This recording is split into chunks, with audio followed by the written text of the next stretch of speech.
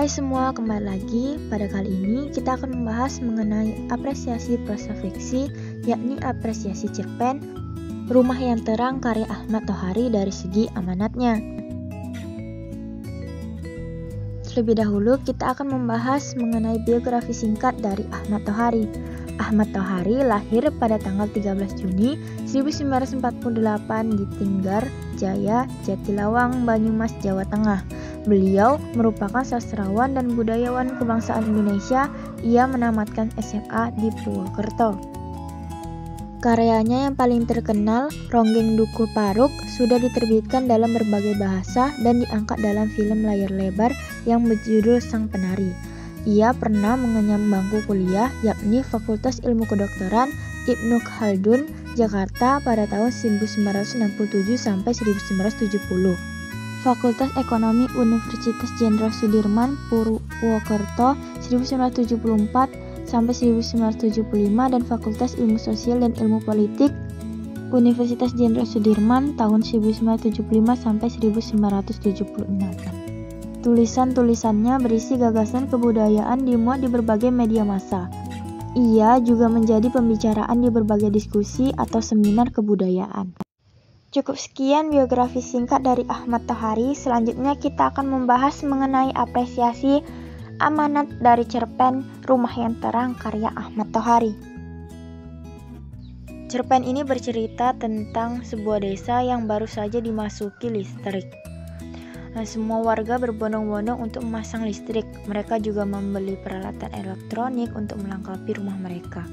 Namun, tidak bagi Haji Bakir. Ia tetap setia menggunakan penerangan seadanya dan tidak memasang listrik, walaupun hal ini menimbulkan kegunjingan yang buruk yang berasal dari tetangga-tetangganya. Anaknya Haji Bakir pun ikut merayu agar dia bersedia untuk memasang listrik. Namun, Haji Bakir tetap tidak mau untuk memasang listrik hingga akhir hayatnya. Karena Haji Bakir mempunyai keyakinan bahwa dengan listrik akan mengundang keborosan cahaya. Apabila cahaya dihabiskan semasa hidup, maka ia khawatir tidak ada lagi cahaya baginya di dalam kubur nanti. Amanat yang terkandung di dalam cerpen Rumah yang Terang. Yang pertama, berprasangka buruk tidaklah baik. Seperti para tetangga yang mengejek Haji Bakir yang seharusnya bernama Haji Bakil karena dia kaya tetapi tidak mau pasang listrik karena khawatir akan keluar duit banyak, padahal mereka tidak tahu alasan sesungguhnya dari sikap Haji Bakir tersebut. Amanat yang kedua dari cerpen ini ialah tidak baik menyinggung hati orang tua, di mana si tokoh utama Aku dalam cerpen ini yang khawatir karena ayahnya tidak mau ke rumah sakit karena tidak mau dirawat di ruangan yang diterangi oleh lampu.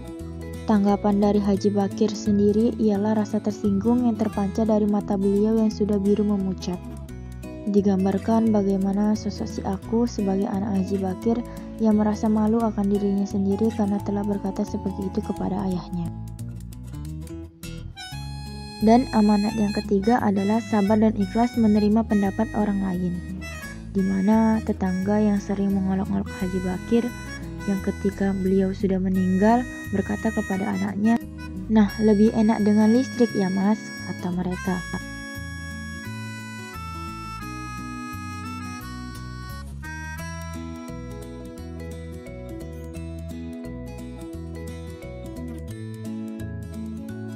Si tokoh Aku akhirnya memberikan alasan mengapa ayahnya tidak mau memasang listrik, yang mana ayahnya memang tidak suka listrik.